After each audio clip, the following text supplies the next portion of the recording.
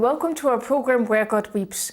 Today we have a special guest, Father Francisco Conaire, a Franciscan friar who works for the Justice, Peace and Integrity of Creation Commission of the Superior Generals for Men and Women Religious. Welcome, Father Francisco, and thank you for being on our program. Thank you very much, Maria. What exactly is your job for this commission? I'm an executive co-secretary of the, we call it the JPIC Commission, which is an abbreviation for Justice, Peace and Integrity of Creation, of the organisation for religious men and women, which is called the Union of Superiors General of Men and Women in Rome. So I, along with my colleague who is a Filipina sister, a Marianal sister, we are responsible really for animating the commission. That's very interesting. That's a whole structure. Yes. But what exactly is this commission and why is this commission here? Yeah, well, this commission basically is following on from after Vatican II, when Pope Paul VI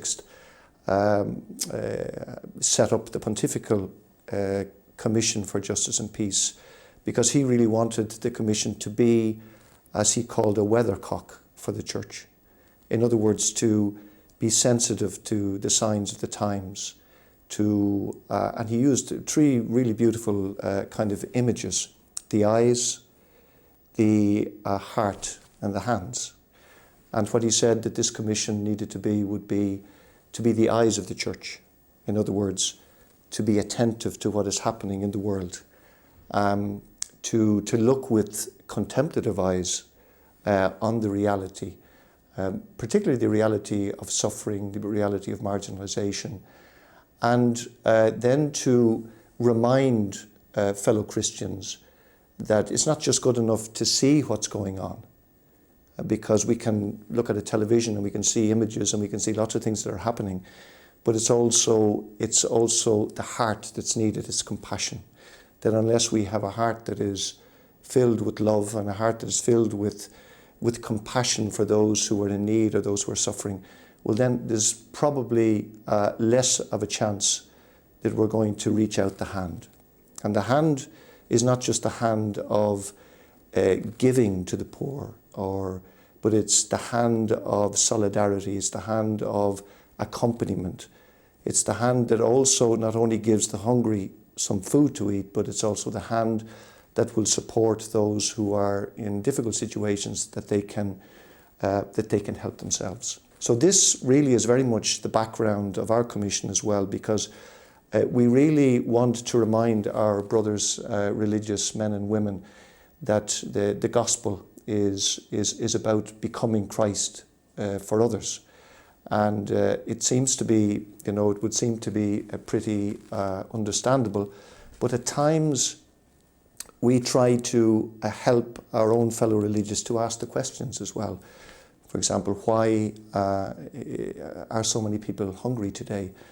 Why is there such a diversity in and difference between the standards of living of so many people in different parts of the world, between North and South, within the religious or the countries themselves?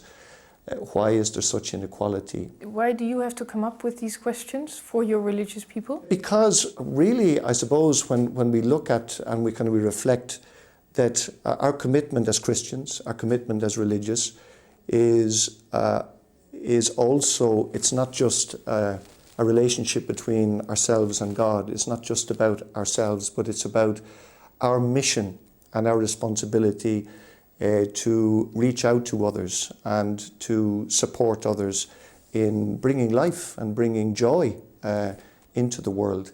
And how we do that is in concrete actions of mercy, of charity, of compassion. And basically, I suppose you could sum up what we try to do is try to support right relations, just relations.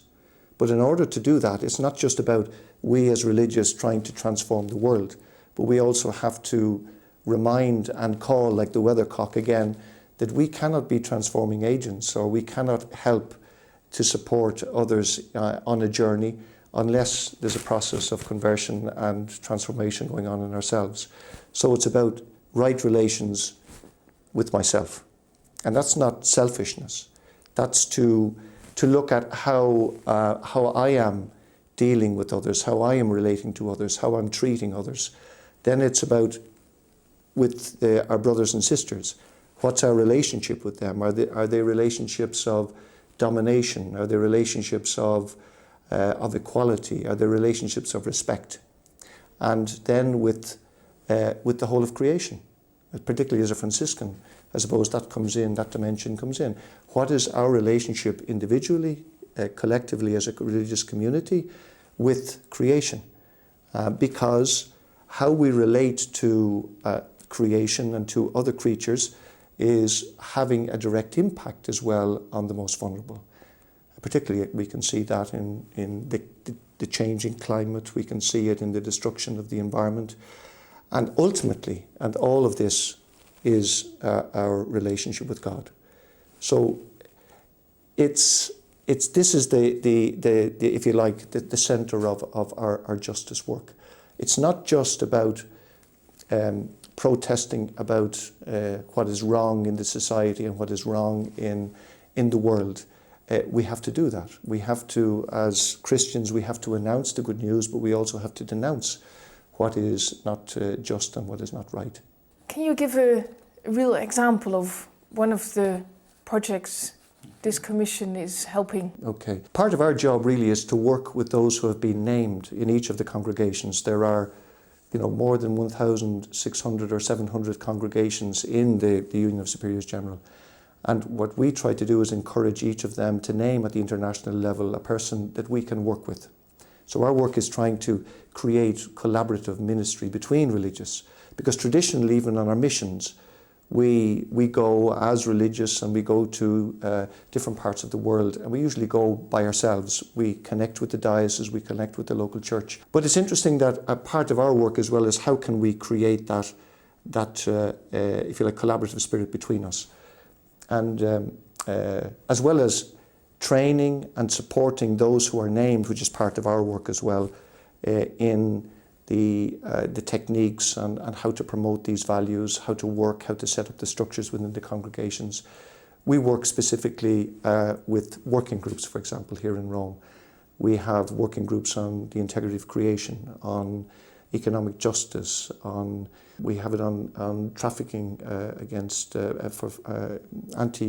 trafficking of the human person. We also, for example, have promoted some projects like when we were asked in South Sudan after the war, when the situation there started to open itself to the possibility of more religious and more people becoming involved in helping the church and helping the society, that we were asked by the bishops there to consider helping with the, if you like, the building up of that society in South Sudan. So there was now, at this stage, there are about 170 religious congregations who are working together on a project to train teachers and also to train nurses. This is the first time that there has been a project in Sudan to train nurses, and also working in the pastoral areas. So that would be an example of one of the projects that has emanated or has come out of our commission. Another project that we've been involved in as well from the very beginning, about 10 or 12 years ago, we had a seminar here because we organise seminars, training seminars, to try to keep the reality of what is happening in the world and our responsibility as religious to respond to that in front of the superiors, the major superiors of the religious congregations. And 12 years ago, a seminar took place on the difficulties with human trafficking. And after that, we set up a small group of religious who were interested to start reflecting on that, to raise the consciousness and the understanding of religious men and women around the world of the difficulties that so many hundreds of thousands and now 25 million, they say today, are people who have been trafficked in the world. That's something like more than the last 300 years of when it was actually slavery, official slavery. So it's modern day slavery. And then we supported that creating of that understanding. And then through the union of the Superiors General of Women, they decided then to start working with some of the women who were already involved in this work in the different parts of the world and set up a network in these areas, and then to help the religious in one part of the world to connect with the religious in another, a network was established.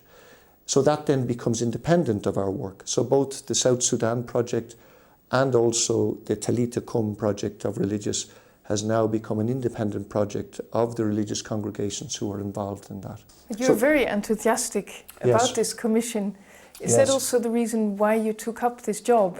Because it has taken you out of your daily work, I suppose. Yeah, well, part of one of the things when I went to El Salvador in 1984 as a deacon, I asked to go to Central America, and we had Franciscans working there. And I remember the first day I arrived in Salvador, I was taken around in San Salvador to visit the parish where I was going to spend a year. And on the first day, I came with the friar I was traveling. We saw a group of people that were they were gathered close to a tree in a kind of an area that was a dump, and where they would throw rubbish and that.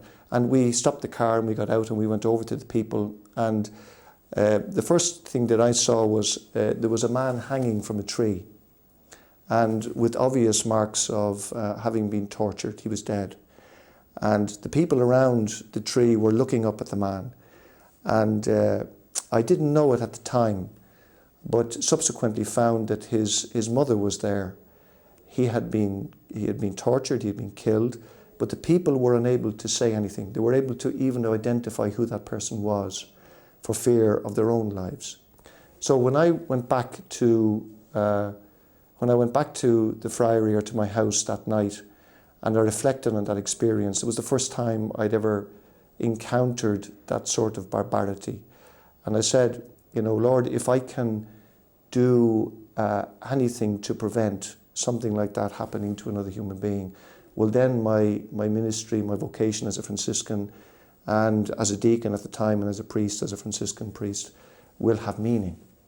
So that started the journey for me of making the link between my faith in Jesus Christ, my gratitude for everything that I had received myself from God through the family and through the education and through the opportunities I had, to becoming and being among people that were struggling in some way and showing solidarity and trying to support those that were in difficult situations. That link between faith and justice, that link between faith and good works, and that ultimately that's the way we have to go. We can't just say that we believe in Jesus Christ unless we are involved in the same transforming work that he was involved in as well. Why in the first place did you want to go to Central America?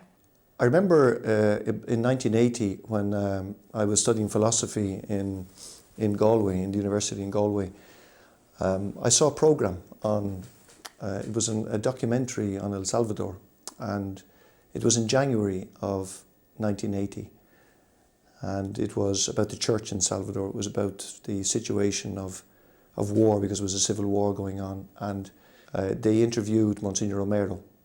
They also interviewed Franciscans, Irish Franciscans who were working there. And I remember being very taken by the vision that Monsignor Romero had of the church and the responsibility of Christians to announce the good news, but also to be willing to denounce what was against human dignity. And there was a kind of a sense of at that moment, I kind of felt in myself, that is a church, and that is a church that I would like to be involved in.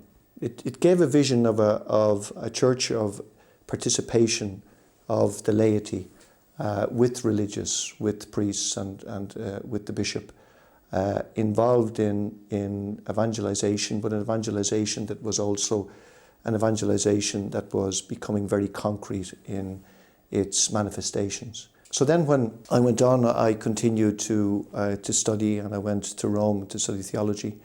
and continued to pray and to reflect on this, and then asked my superiors before I was ordained a deacon for permission to go to Central America.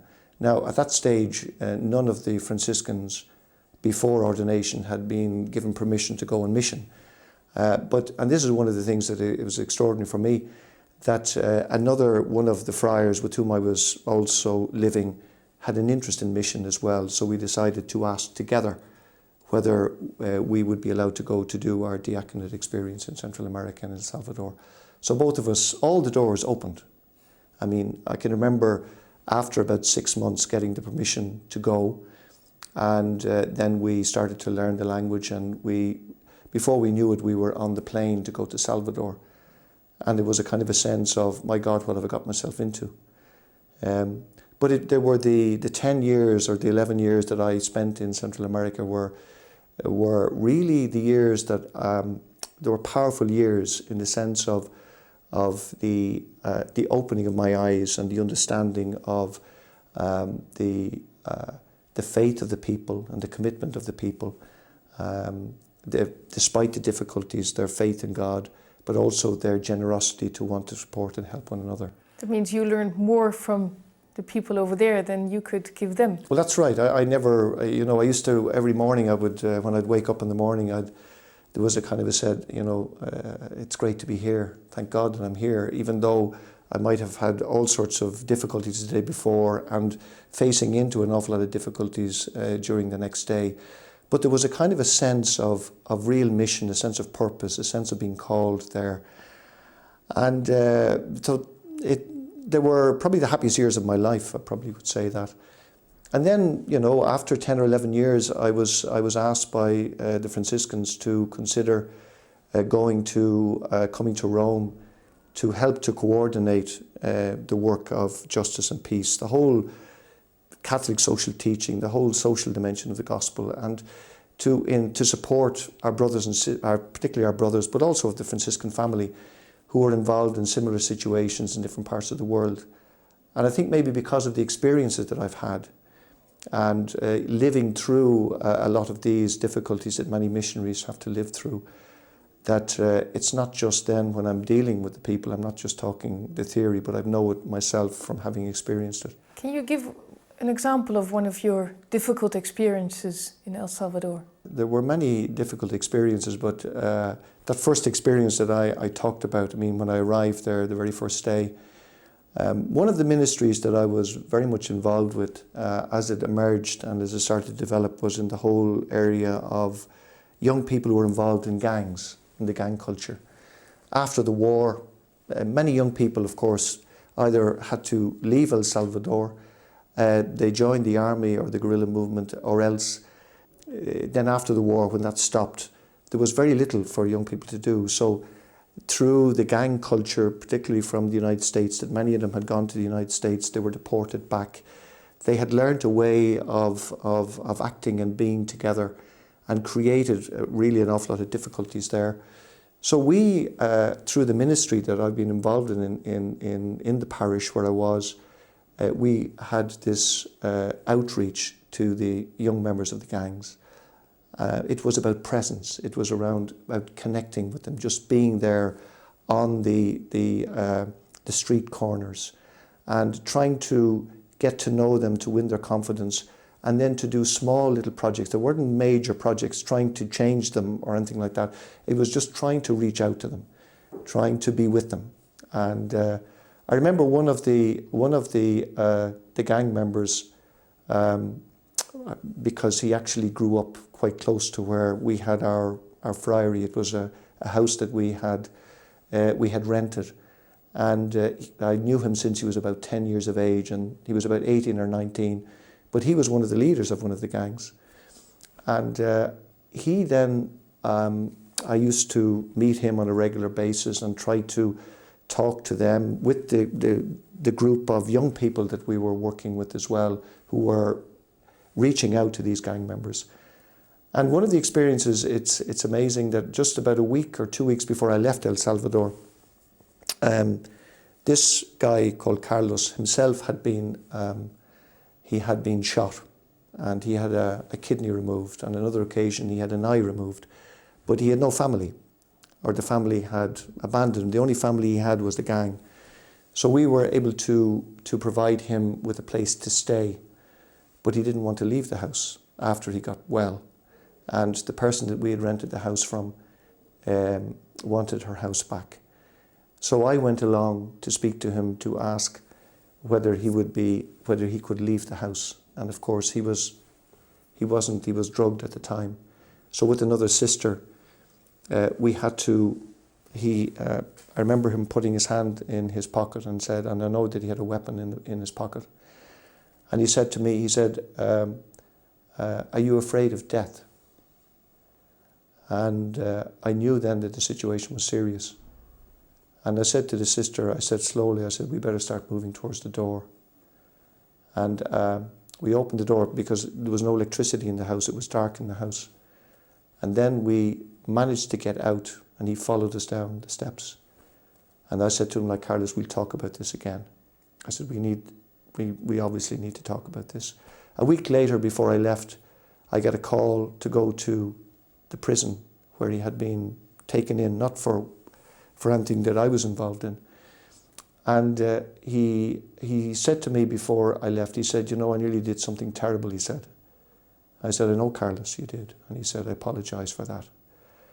And then I left. But it was one of the occasions that I felt very, very close to death.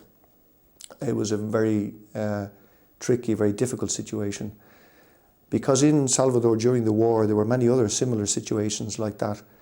So at times when you're confronted with your own mortality, you can say, I believe in the resurrection. I believe that there's life after death. I become a Franciscan because I do believe that, and I feel that I've been called to do that. But when you are actually confronted with your own mortality, when you know that there's a possibility that you could be killed or that you could die very soon, it really challenges you. I mean, on another occasion, and it was nothing to do with mission, being challenged when I was kind of seriously ill with malaria, and wondering would I pass through that. It was a similar experience before, where you're again challenged. You can say, I believe, but do I really believe? Do I trust? And I think experiences like that, I mean, I've found in my own ministry things that when you talk about what I've learned about life, you see, and this is what justice work is, peace work. It's about how we are integrating the experiences and the things that emerge in our own lives, whether they're very happy or they're very difficult, and trying to see the movement of God's Spirit in all of these things that are happening in our lives.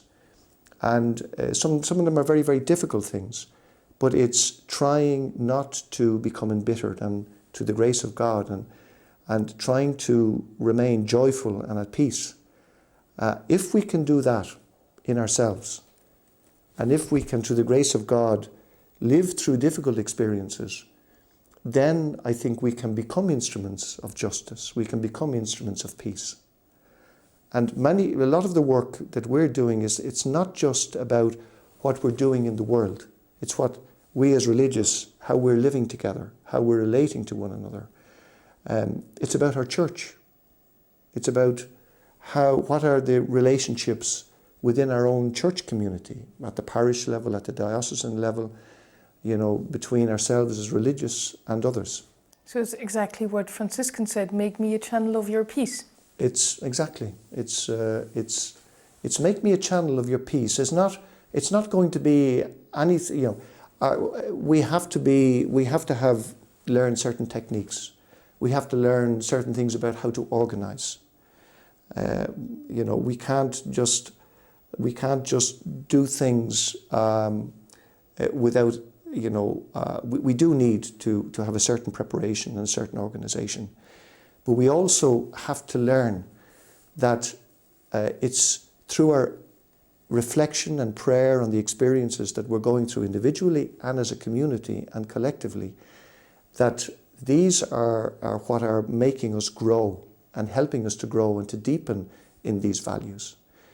because I think really what brings about change is, and we become instruments of change, become instruments of transformation to the extent that we have become transformed ourselves. And that's the link, I think, very much between the aspect of prayer or contemplation and action. You know, we have to find that link. It's about, I always use this expression about the more we move out, whether it's becoming involved with people, becoming involved in difficult issues, in challenging issues in our own lives or in our communities or in the world, the more we have to move inwards and downwards.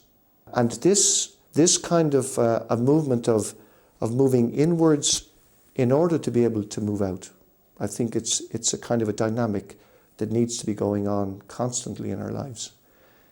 I think we, you know, from the time that the Justice and Peace Integrity Creation Commission has been instituted in the church and in religious life, you know, mistakes have been made. Sometimes because we have a group that are responsible for animating these values, people will say, well, that's your job. Well, our job is just to highlight that these are gospel values, they are kingdom values, and that we all need to be living these values in concrete ways. It's also, you know, the call to find that link between our contemplation, as I was talking about, you know, when I talked about the eyes seeing, it's really allowing the Spirit of the Lord to help us to recognize where God's Spirit is moving within us and around us. Because otherwise our actions are going to be very much of what we want ourselves, what we think is the best solution at the time. But what is sometimes the obvious thing may not be in actual fact the best approach or the best way to do things. So there's a whole process of kind of discerning, of praying, of reflecting before we act and before we do things at all the different levels. That's part of our work as well. Thank you very much, Father Francisco, for explaining us what this work of justice, peace, and integrity of creation exactly is. And thank you for watching our program Where God Weeps. And if you want to know more on this commission, then please log on to our website, which is posted at the end of our program. And we hope to see you again next week. Take care.